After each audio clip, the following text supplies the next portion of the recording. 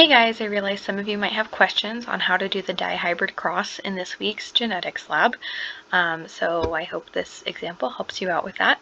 So on activity B, you're asked to make a dihybrid cross that has two parents, and each parent is going to be heterozygous for the traits that we're looking at. And the traits we're looking at today are kernel color and kernel texture.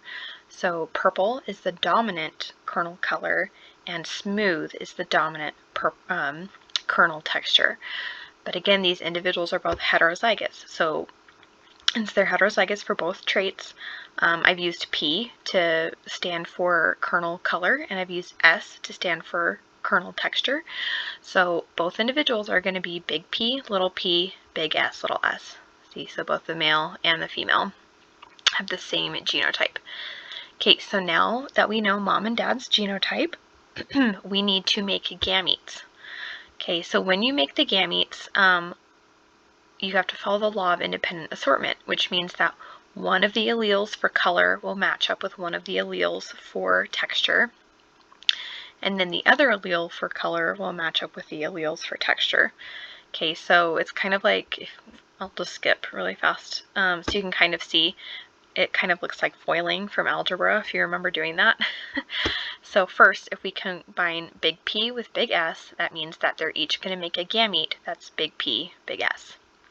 Okay, so then big P can also combine with little s, so then you can also have gametes that are big P, little s, for both the male and the female. Okay, so now if we do our foiling with our little p can combine with big S to make little p, big S. Again, same for both parents. And then little p can also combine with little s to make a little p, little s gametes with both parents.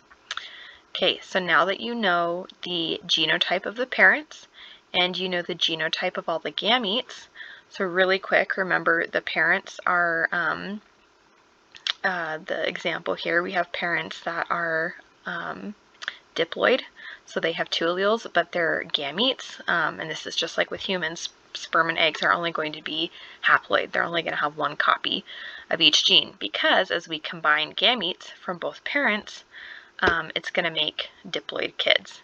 So see, like here, if a big P, little s gamete from the female combined with a little p, little s gamete from the male, then the resulting corn baby would be big P, little s, little s.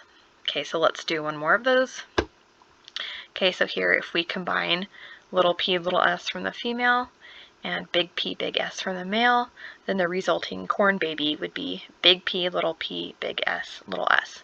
Okay, so those are just two examples, but on your worksheet, you're going to need to fill out all the boxes in here. So you're going to, so like these two, for example, would be big P, big S, big S. So just go ahead and do that for all the boxes, put all the combinations together. And then it's asking you about expected phenotype ratios. So you're just going to want to go through and count how many of these corn babies would be, you know, purple and smooth, purple and wrinkly, yellow and smooth, yellow and wrinkly. And there's 16 total babies here, so just keep that in mind. Make sure that whatever your numbers come up with, that they add up to 16 individuals. All right, well, I hope that helps you. Please let me know if you have any more questions. There's also a lot of YouTube videos on dihybrid crosses, so if this example wasn't helpful, again, feel free to email me, or you can find other examples online. But I hope that helps you. All right, have a good week, you guys.